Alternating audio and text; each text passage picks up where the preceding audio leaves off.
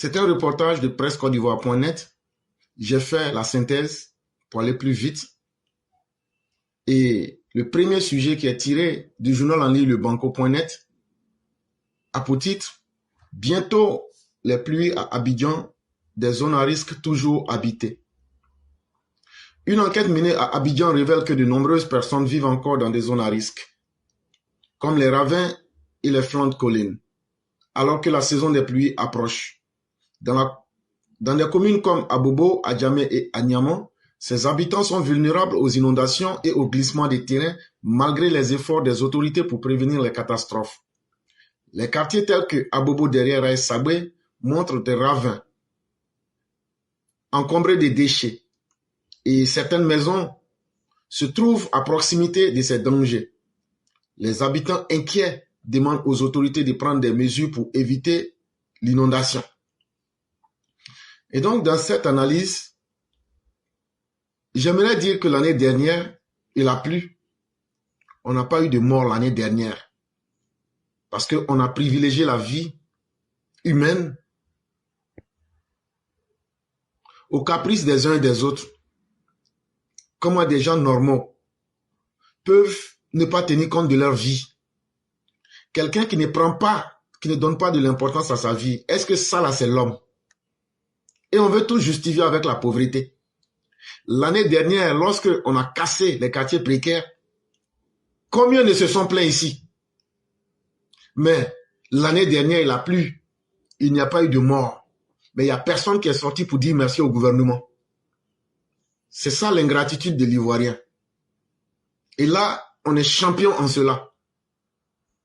On oublie le bien et on oublie ce qui est positif. Mais vous partez dans des quartiers comme Abobo, derrière Sabé, il y en a à Djamé comme à Agnaman, vous retrouvez des gens qui sont situés en bordure de certains ravins, qui sont situés sur des pentes dangereuses pour leur vie. Et ces personnes-là demandent aux autorités de prendre des mesures pour éviter l'inondation. Et ce n'est pas le gouvernement qui dit à Dieu de faire tomber la pluie. Ce n'est pas le gouvernement qui a compteur de la pluie là pour tourner et puis on peut arrêter ou on peut faire venir. Si vous n'aimez pas vos vies là, restez là-bas. Quand on vient pour vous enlever dans ces endroits, vous vous plaignez que le gouvernement est méchant. Maintenant, ceux qui sont gentils avec vous là, quand il y a les glissements de terrain et puis la terre vient vous encombrer et puis vous ensevelir, vous enterrer dedans là, ou bien que vous mourrez là, qui vient maintenant pour faire vos funérailles? Les Laurent Gbagbo, les Chakadjian, les opposants ivoiriens là, eux gardent leurs milliards là-bas et puis maintenant ils viennent vous regarder et disent les gens sont morts ou les gens sont morts. Quand sont ces mêmes personnes, pourquoi vous les enlevez dans ces conditions-là? Et donc, il va commencer encore à pleuvoir en 2025. À partir de mai, là, c'est la saison des pluies. Il y a des gens qui jouent un jeu dangereux avec la mort en pensant que la chance, là, c'est quelque chose qu'on va contrôler ou bien parce qu'eux souhaitent que ça n'arrive pas. La catastrophe ne va pas arriver. La prévention a toujours été la meilleure arme des hommes intelligents. Un homme là, si tu ne veux pas vivre comme un animal là, il faut savoir te méfier. Et puis il faut savoir prévenir aussi tout ce qui peut arriver dans ta vie. Sinon, si tout doit venir dans ta vie par hasard, ou mais tu sais quelque chose, tu sais que c'est quelque chose à risque, mais tu te mets dedans en espérant que Dieu va te sauver, mais la bonne fortune sera de ton côté là. Tu es en train de perdre ton temps. Et des gens viennent vous dire, non, non, non, vous êtes pauvre là, c'est ce qui est bien. Parce que on doit vous laisser comme ça. Et donc, la pluie va venir. On préfère dire encore, on ne sait pas de quoi demain est fait. L'année dernière, Dieu merci, il n'y a pas eu de mort. C'est la même chose que nous souhaitons. S'il faut faire déguerpir des gens, il faut les faire déguerpir sans état d'âme pour sauver leur vie, plutôt que d'avoir des morts sous la main.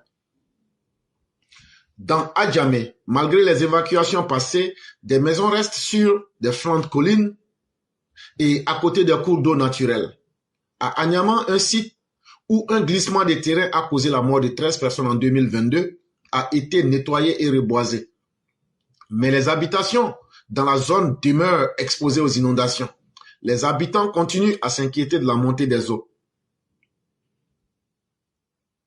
Et donc, l'enquête vient nous démontrer ici, en 2022, À Anyama, il y a un endroit, il y a eu glissement de terrain.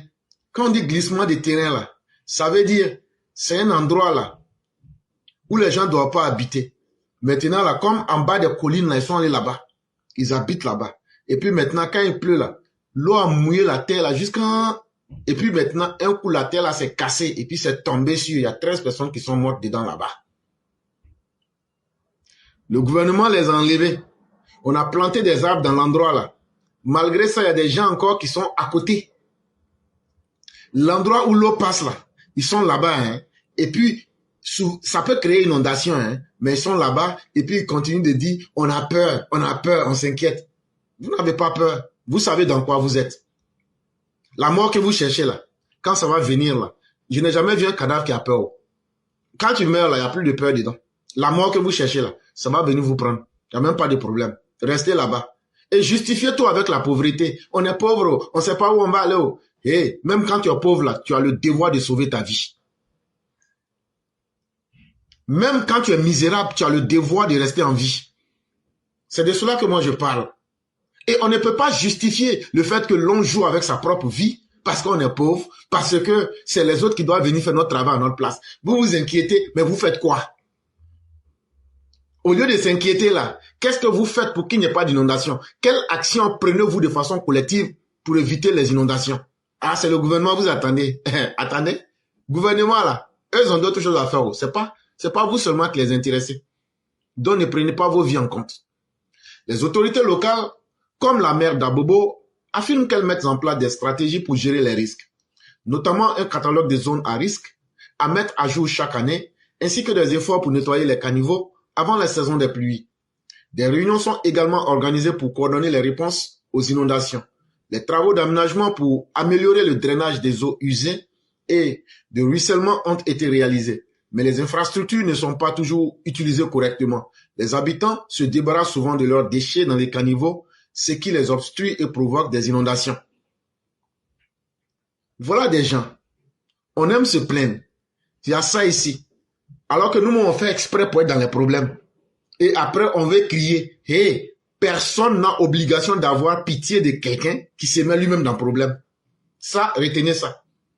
Personne, moi, je ne vais pas aller enterrer quelqu'un qui lui-même cherchait à mourir. Maintenant, on construit des caniveaux. Vous ne pouvez pas être capable encore de nettoyer les caniveaux là. Mais en ce moment, quelle est la différence entre vous, entre nous et les animaux? Si un être humain ne peut pas mettre la propriété, sa propre propriété dans sa propre vie. Caniveau là, c'est nous on a obligé le gouvernement à construire.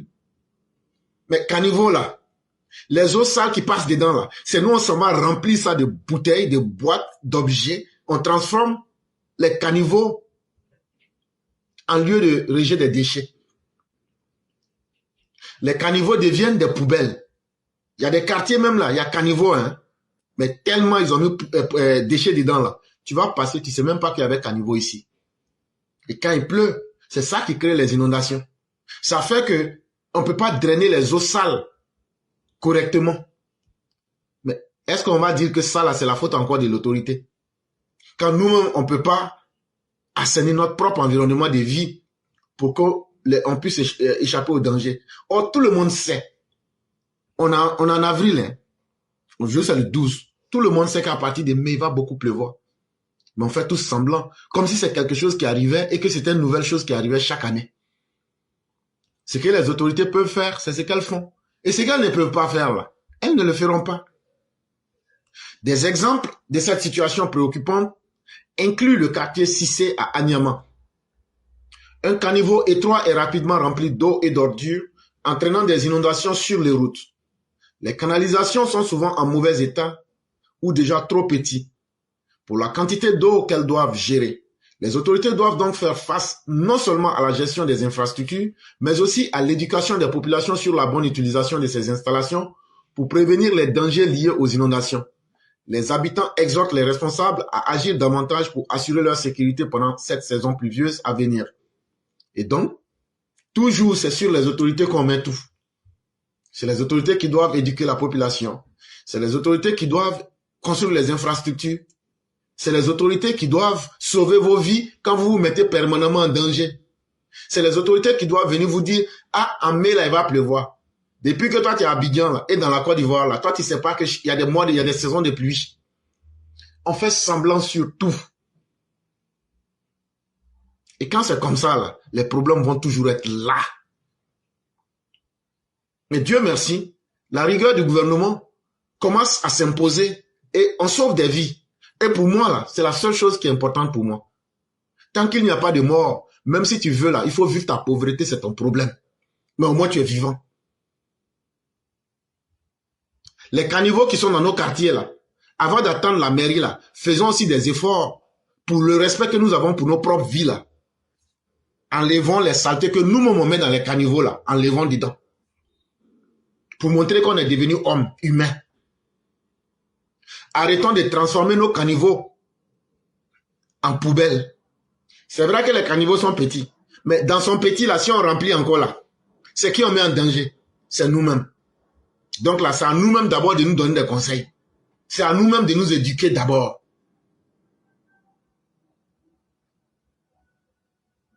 Avant d'entendre que les autres viennent le faire à notre place. Parce que c'est nos vies que ça concerne. Et avant que les autres vont venir sauver ta vie, là, toi-même, là, si tu t'es mis en danger, là, c'est pas sûr que les autres vont venir te retrouver vivant. Et donc ça, c'était la première chose qu'il fallait dire aux uns aux autres. Et surtout, tous ceux qui habitent dans les quartiers à risque, privilégiez vos vies. N'attendez personne pour sauver vos vies. Soyez responsables de vos vies et évitez surtout l'improvisation.